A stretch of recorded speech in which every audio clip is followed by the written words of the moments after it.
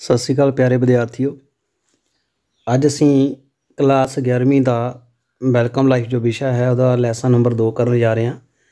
ਕੱਲ੍ਹ ਮੈਂ ਤੁਹਾਨੂੰ ਲੈਸਨ ਨੰਬਰ 1 ਕਰਵਾਇਆ ਸੀ, ਜਿਹਦੇ ਵਿੱਚ ਮੈਂ ਓਨੈਸਟੀ ਅਤੇ ਰਿਸਪੈਕਟ ਦੇ ਬਾਰੇ ਦੱਸਿਆ ਸੀ। ਕਾਫੀ ਭਰਮਾ ਹੁੰਗਾਰਾ ਮਿਲਿਆ ਤੁਹਾਡਾ, ਅਤੇ ਉਹਦੀ ਪ੍ਰੇਰਨਾ ਦੇ ਨਾਲ ਹੀ ਮੈਂ ਨਵਾਂ ਲੈਸਨ ਲੈ ਕੇ ਆਇਆ। ਲੈਸਨ ਨੰਬਰ 2 ਸ਼ੁਰੂ ਕਰਦੇ ਹਾਂ। ਇਹਦੇ ਵਿੱਚ ਅਸੀਂ ਕਰਾਂਗੇ conservation of natural resources in term of air, water ਐਸੈਟਰਾ।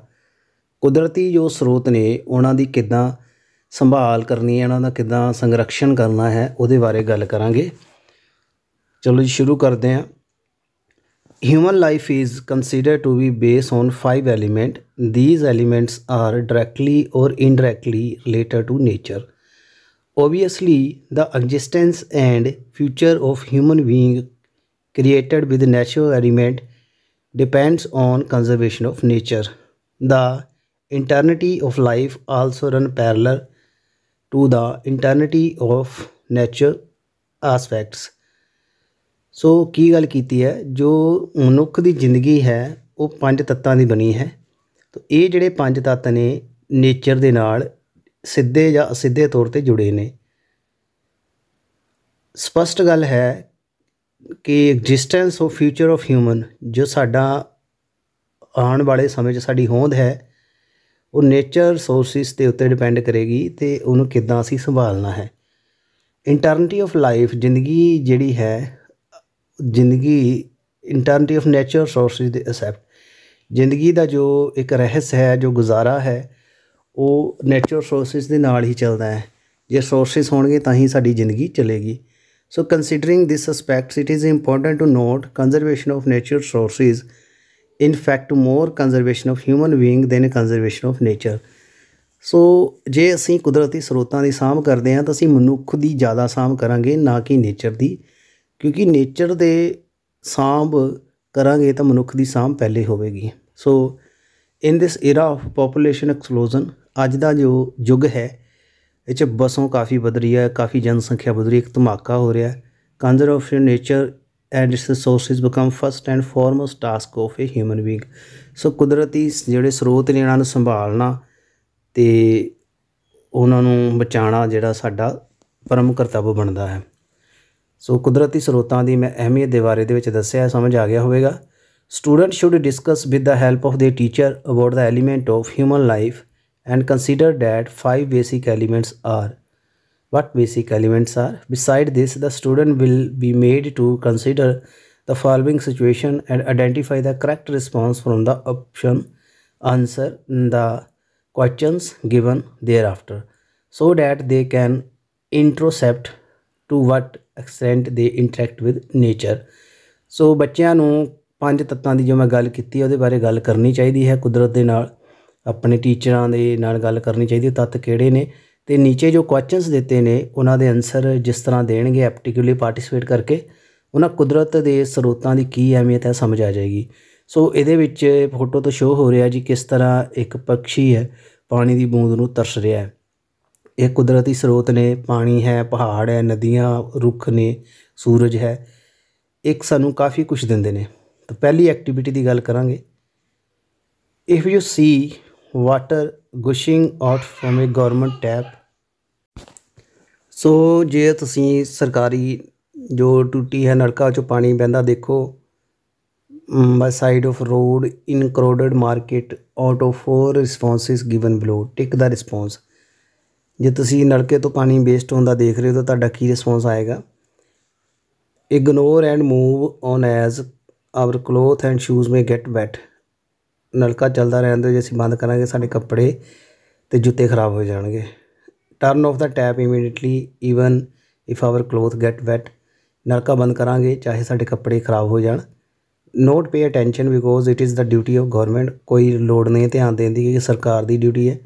Turn off only if someone ask you to do. ਜੇ ਤੁਹਾਨੂੰ ਕੋਈ ਕਵੇ ਬੰਦ ਕਰਨ ਨੂੰ ਤਾਂ ਹੀ ਕਰੋ। ਸੋ ਇਹ ਐਕਟੀਵਿਟੀਜ਼ ਜੋ 4 ਰਿਸਪੋਂਸ ਨੇ, ਇਹ ਰਿਸਪੋਂਸ ਤੋਂ ਹੀ ਪਤਾ ਚੱਲੇਗਾ ਤੁਸੀਂ ਕਿਸ ਤਰ੍ਹਾਂ ਨੇਚਰ ਦੇ ਨਾਲ ਕਨੈਕਟਡ ਹੋ। ਪਾਣੀ ਵੇਸਟ ਹੋ ਰਿਹਾ, ਕੀ ਤੁਸੀਂ ਕਰੋਗੇ? 4 ਓਪਸ਼ਨ ਨੇ। ਦੂਸਰਾ ਹੈ fire cracker are commonly use by Punjabi on all kind of festival and happy occasion like wedding and this cause a lot of damage to nature elements. ਆਸ਼ਿਤਬਾਜ਼ੀਆਂ ਪਟਾਕਿਆਂ ਦੀ ਗੱਲ ਕੀਤੀ ਹੈ। ਪੰਜਾਬੀ ਤਿਉਹਾਰਾਂ ਦੇ ਵਿੱਚ ਅਤੇ ਵਿਆਹਾਂ 'ਚ ਕਾਫੀ ਯੂਜ਼ ਕਰਦੇ ਨੇ। ਇਹਨਾਂ ਕਾਫੀ ਨੇਚਰ ਨੂੰ ਨੁਕਸਾਨ ਹੁੰਦਾ ਹੈ, ਪੋਲਿਊਸ਼ਨ ਹੁੰਦਾ ਹੈ। Find out to what extent our student are alert, discuss the following question and note down the response. ਹੁਣ ਕੁਛ ਕੁਐਸਚਨਾਂ ਦੇ ਥਰੂ ਬੱਚਿਆਂ ਕੋਲ ਜਾਣਾਂਗੇ ਕਿ ਇਸ ਚੀਜ਼ ਦੇ ਬਾਰੇ ਬੱਚੇ ਕਿੰਨੇ ਅਵੇਅਰ ਨੇ। ਪਹਿਲਾ ਕੁਐਸਚਨ ਹੈ, how many student in your class have never burst cracker. ਹੁਣ ਟੀਚਰ ਪੁੱਛੇਗਾ ਵੀ ਤੁਹਾਡੀ ਕਲਾਸ 'ਚੋਂ ਕਿੰਨੇ ਬੱਚਿਆਂ ਨੇ ਕਦੇ ਅੱਜ ਤੱਕ ਪਟਾਕੇ ਨਹੀਂ ਚਲਾਏ। How many students in your class have set off fire cracker by imitating other or at behest of someone.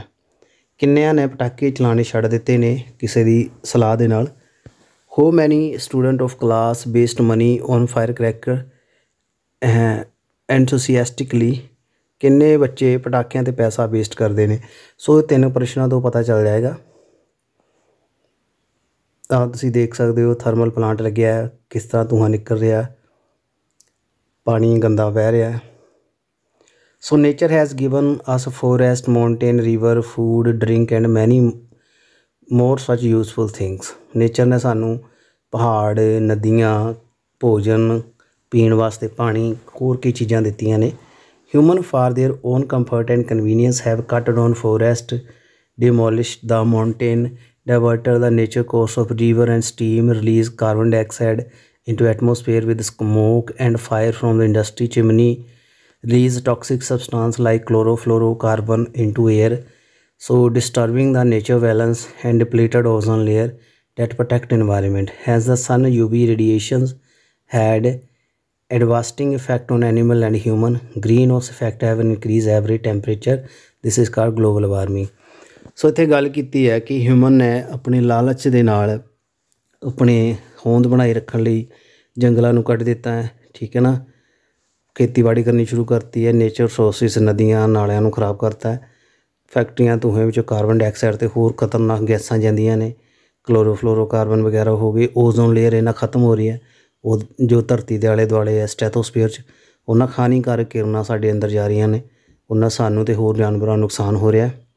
Carbon dioxide, methane ਵਗੈਰਾ ਨਾਲ ਧਰਤੀ ਦਾ ਟੈਂਪਰੇਚਰ ਵੱਧ ਰਿਹਾ, ਨੂੰ ਹਰਾ ਗ੍ਰਹਿ ਪ੍ਰਭਾਵ ਕਹਿੰਦੇ ਨੇ, ਗਲੋਬਲ ਵਾਰਮਿੰਗ ਹੋ ਰਹੀ ਹੈ। So therefore it is essential that in the near future the natural mountain snow will also melt. So global warming ਨਾਲ ਸਾਰੀ ਜੋ ਸਨੋ ਹੈ ਬਹਿ ਜਾਏਗੀ। The chemical effluent from the factories have mixed water flowing earth, so water sources are bad condition. Air, water and land pollution, noise pollution has major headache. It is the responsibility of society and student to take care of precious gift bestowed on by nature. So ਕਾਫੀ ਜ਼ਿਆਦਾ ਨੁਕਸਾਨ ਹੋ ਰਿਹਾ ਹੈ। Global warming ਹੋਣ ਦੇ ਨਾਲ ਜਿਹੜੀ ਹੈ ਜਲਦੀ ਹੀ ਜੋ ਧਰੁਬਾਂ 'ਤੇ ਬਰਫ਼ ਹੈ ਗਲੇਸ਼ੀਅਰ ਦੀ ਪਿਘਲ ਜਾਏਗੀ, ਹੜ੍ਹ ਆਉਣ ਦੀ ਸਮੱਸਿਆ ਬਣ ਜਾਏਗੀ। ਨਾਲ ਹੀ ਜੇ ਏਅਰ, ਹਵਾ, ਪਾਣੀ ਅਤੇ ਮਿੱਟੀ ਦਾ ਪੋਲਿਊਸ਼ਨ ਹੀ ਨਹੀਂ, ਇੱਕ ਸ਼ੋਰ ਪੋਲਿਊਸ਼ਨ ਵੀ ਹੁੰਦਾ। ਇਹਦੇ ਬਾਰੇ ਵੀ ਸਾਨੂੰ ਸਮਝ ਹੋਣੀ ਜ਼ਰੂਰੀ ਹੈ। ਸੋ ਇਹ ਪੇਂਟਿੰਗ ਤੋਂ ਦੱਸ ਰਿਹਾ 1950 ਦੇ ਵਿੱਚ ਧਰਤੀ ਹਰੀ ਸੀ, ਖੁਸ਼ ਸੀ। 2050 ਤੱਕ ਧਰਤੀ ਜਲ ਰਹੀ ਹੈ ਅਤੇ ਰੋ ਰਹੀ ਹੈ। ਇਹ ਸਾਰਾ ਹਿਊਮਨ ਦੀ ਹੀ ਇੰਟਰਫੇਰੈਂਸ ਹੈ। So in order to make the student understand the thought process involved and all step taken beyond just worrying about this respect, they will be made to participate in question answer session under the guidance of teacher. The whole class will work in following worksheet by listening carefully to the response. ਸੋ ਬੱਚਿਆਂ ਨੂੰ ਸਿਰਫ ਗੱਲ ਦੱਸਣਾ, ਬੱਚੇ ਸਿਰਫ ਸੋਚਣ, ਦੁਖੀ ਹੋਣ, ਉਹ ਗੱਲ ਨਹੀਂ ਹੈ। ਬੱਚੇ ਐਕਟੀਵਿਟੀ ਕਰਨਗੇ ਅਤੇ ਨੇਚਰ ਦੇ ਨਾਲ ਇਨਵੋਲਵ ਹੋਣਗੇ। ਇਹ ਵਰਕਸ਼ੀਟ ਕਾਫੀ ਮੋਟੀਵੇਟ ਕਰੇਗੀ। ਤਾਂ ਸ਼ੁਰੂ ਕਰਦੇ ਹਾਂ। But what can be made to improve the ground water contamination, student will have to write their own answer.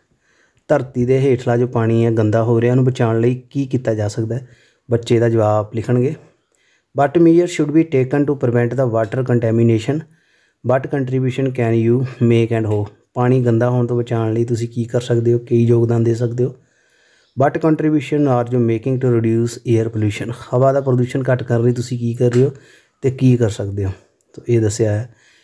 Trees are being cut down indiscriminately and how many and where you plant a tree so far and what effort have made to take care of them, share your idea.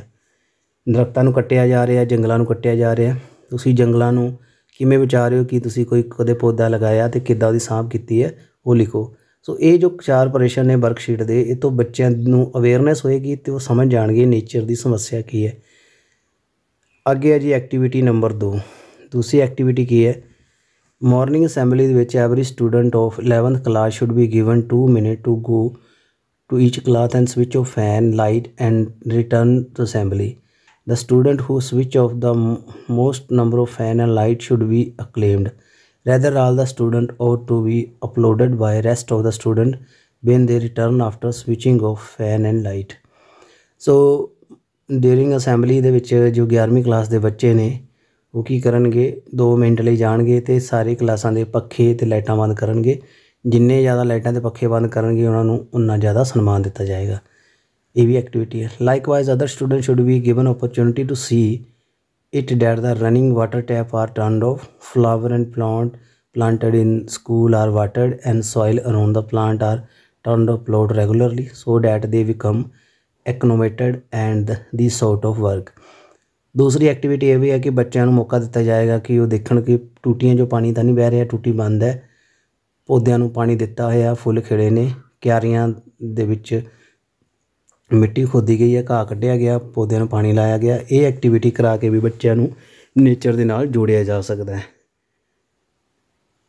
ਸੋ ਇਹ ਪਹਿਲਾ ਜੋ topic ਸੀ nature sources ਕਿੱਦਾਂ ਸਾਂਭਣੇ ਨੇ, ਤੁਹਾਨੂੰ ਸਮਝ ਆ ਗਿਆ ਹੋਵੇਗਾ। ਨੈਕਸਟ ਅਸੀਂ ਗੱਲ ਕਰਾਂਗੇ ਸੇਵ ਇਲੈਕਟ੍ਰੀਸਿਟੀ। ਹੁਣ ਬਿਜਲੀ ਦੀ ਗੱਲ ਕਰਾਂਗੇ। Saving electricity in fact is the way of conserving many non-renewable sources of nature such as coal. So saving the electricity is similar to saving the natural sources like coal and water. This message is conveyed to student in following poem which can be read and understood under the guidance of teacher. After this the student will also have to work on given worksheet. So ਬਿਜਲੀ ਨੂੰ ਅਸੀਂ ਜੇ ਬਚਾਈਏ ਤਾਂ ਅਸੀਂ ਕੁਦਰਤੀ ਸਰੋਤਾਂ ਨੂੰ ਜੋ ਕਿ ਨਾ ਨਵੀਨਯੋਗ ਨੇ ਉਹਨਾਂ ਨੂੰ ਬਚਾ ਸਕਦੇ ਹਾਂ, ਕਿਉਂਕਿ ਜਿੱਦਾਂ ਕੋਲਾ ਅਤੇ ਪਾਣੀ ਹੈ ਇਹ ਤੋਂ ਬਿਜਲੀ ਤਿਆਰ ਕੀਤੀ ਜਾਂਦੀ ਹੈ। ਜਿੰਨੀ ਜ਼ਿਆਦਾ ਬਿਜਲੀ ਵੇਸਟ ਕਰਾਂਗੇ ਉਨਾ ਜ਼ਿਆਦਾ ਹੈ ਕੋਲਾ ਅਤੇ ਪਾਣੀ ਵੇਸਟ ਹੋਏਗਾ। ਕਵਿਤਾ ਦਿੱਤੀ ਹੈ, ਇਹ ਤੋਂ ਬੱਚੇ ਮੋਟੀਵੇਟ ਹੋਣਗੇ। ਕਵਿਤਾ building decorated with light meter running speedily don't use electricity unnecessary if the meter run fast the burden on the pocket will increase and your nose and you will turn up. Those who live in slum live without electricity, always enduring darkness. Use electricity as much as they need. Imitate no one, please you blessed one. Use LED bulb, save electricity, save money. ਸੋ ਇਹ ਹਰਮੇਸ਼ ਕੌਰ ਜੋਡੇ ਕਵਿਤਰੀ ਉਹਨੇ ਲਿਖੀ ਹੈ। ਸੋ ਇਹਦੇ ਵਿੱਚ ਦੱਸਿਆ ਹੈ ਕਿ ਬਿਲਡਿੰਗਾਂ ਜੋ ਨੇ ਡੈਕੋਰੇਟ ਕੀਤੀਆਂ ਜਾਂਦੀਆਂ ਨੇ ਲਾਈਟ ਨਾਲ, ਤੇਜ਼ੀ ਨਾਲ ਮੀਟਰ ਚੱਲਦੇ ਨੇ, ਠੀਕ ਹੈ ਨਾ, ਅਤੇ ਮੀਟਰ ਦੇ ਨਾਲ ਬਿਜਲੀ ਵੇਸਟ ਹੁੰਦੀ ਹੈ, ਜ਼ਿਆਦਾ ਬਿਜਲੀ ਵੇਸਟ ਹੋ ਰਹੀ ਹੈ ਜੀ। ਤੁਹਾਡੀ ਜੇਬ ਅਤੇ ਪੋਕਟ 'ਤੇ ਖਰਚਾ ਬੜੇਗਾ, ਬਿਜਲੀ ਦਾ ਬਿੱਲ ਜ਼ਿਆਦਾ ਆਏਗਾ। ਅਤੇ ਲਿਵ ਇਨ ਸਲਮ ਜਿਹੜੇ ਉਹਨਾਂ ਬਾਰੇ ਸੋਚਣਾ ਚਾਹੀਦਾ, ਜਿਹੜੇ ਕਿ ਗਰੀਬ ਨੇ, ਬਸਤੀਆਂ 'ਚ ਰਹਿੰਦੇ ਨੇ, ਜਿਹਨਾਂ ਨੂੰ ਲਾਈਟ ਨਹੀਂ ਦੇਖੀ, ਹਨੇਰੇ 'ਚ ਰਹਿ ਰਹੇ ਨੇ, ਉਹਨਾਂ ਨੂੰ ਵੀ ਬਿਜਲੀ ਦੀ ਲੋੜ ਹੈ, ਤੁਹਾਨੂੰ ਹੈਲਪ ਕਰਨੀ ਚਾਹੀਦੀ ਹੈ। LED ਬਲਬ ਦੇਖ ਕੇ ਅਸੀਂ ਲਾਈਟ ਨੂੰ ਬਚਾ ਸਕਦੇ ਹਾਂ, ਉਹ ਘੱਟ ਲਾਈਟ ਖਿੱਚਦੇ ਹੈ। ਸੋ ਇਹ ਕਵਿਤਾ ਮੋਟੀਵੇਟ ਕਰਦੀ ਹੈ। ਸੋ ਇਹ 'ਚ ਦੱਸਿਆ which light bulb should be installed so as to save electricity, ਕਿਹੜੇ ਬਲਬ ਯੂਜ਼ ਕਰਨੇ ਚਾਹੀਦੇ ਨੇ, ਕਵਿਤਾ 'ਚ ਲਿਖਿਆ ਹੈ, ਜਿੰਨਾਂ ਅਸੀਂ ਬਿਜਲੀ ਬਚਾ ਸਕਦੇ ਹਾਂ। What happen if we use much electricity, ਜੇ ਜ਼ਿਆਦਾ ਬਿਜਲੀ ਯੂਜ਼ ਕਰਾਂਗੇ ਕੀ ਹੋਵੇਗਾ।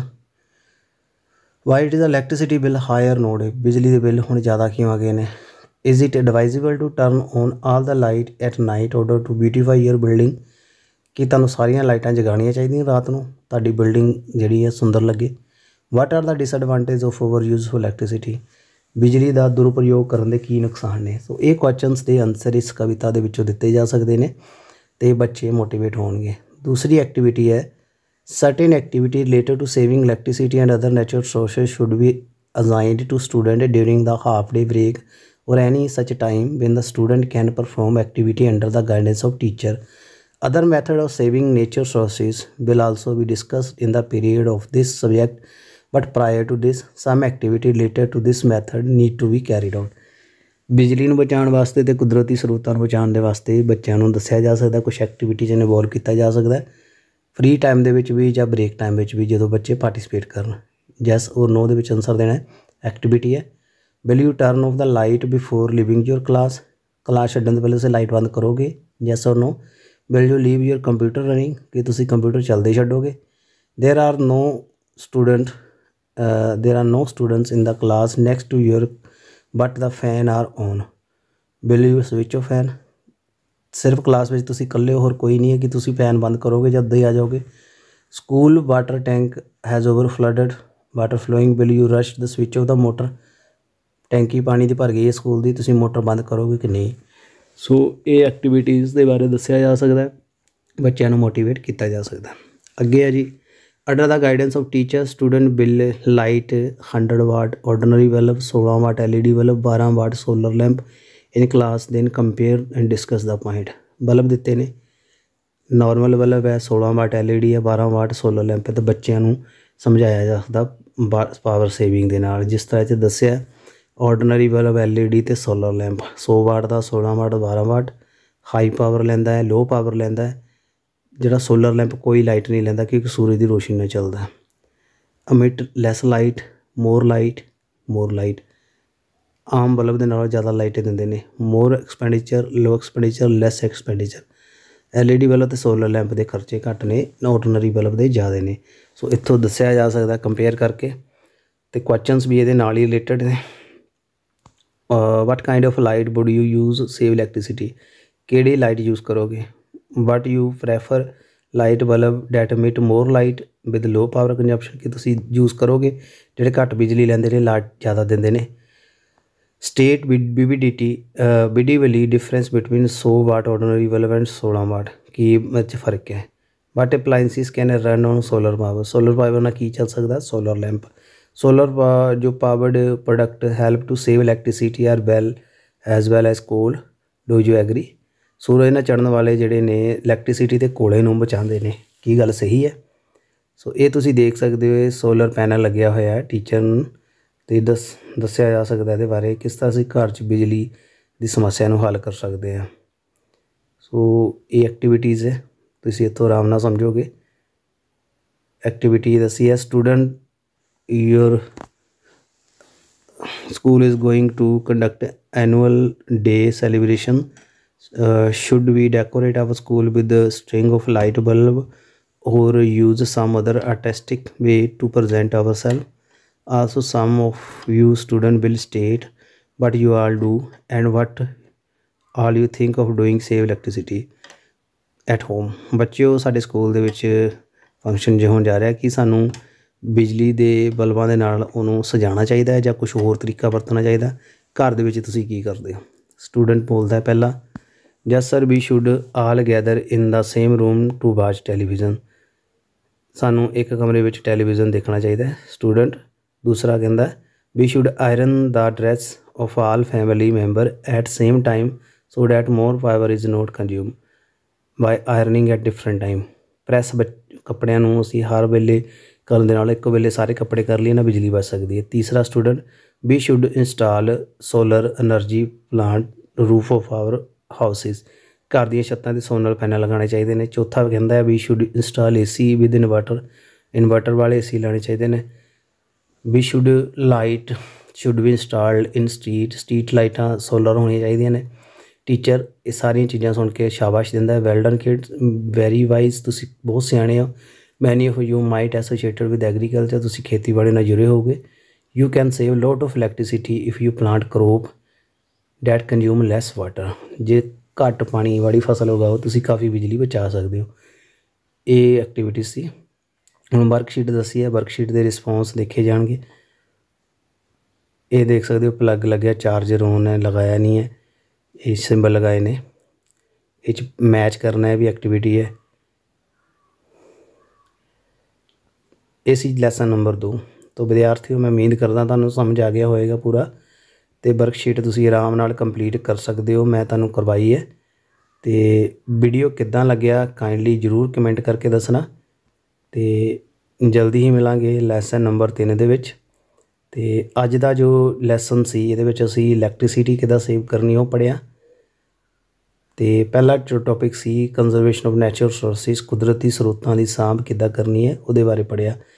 तो किद्दां वीडियो लग्या काइंडली कमेंट करके जरूर दस्सिओ। बाकी दे वीडियो लई चैनल दे नाल जरूर बने रहना। For welcome life, thanks for watching this video ਇਹ ਬੱਚਾ ਬਾਕੀ ਸਾਰਿਆਂ ਨੂੰ ਜ਼ਰੂਰ ਵੀਡੀਓ ਸ਼ੇਅਰ ਕਰ ਦਿਓ ਕਿ ਸਾਰਿਆਂ ਨੂੰ ਹੈਲਪ ਹੋ ਸਕੇ। ਧੰਨਵਾਦ।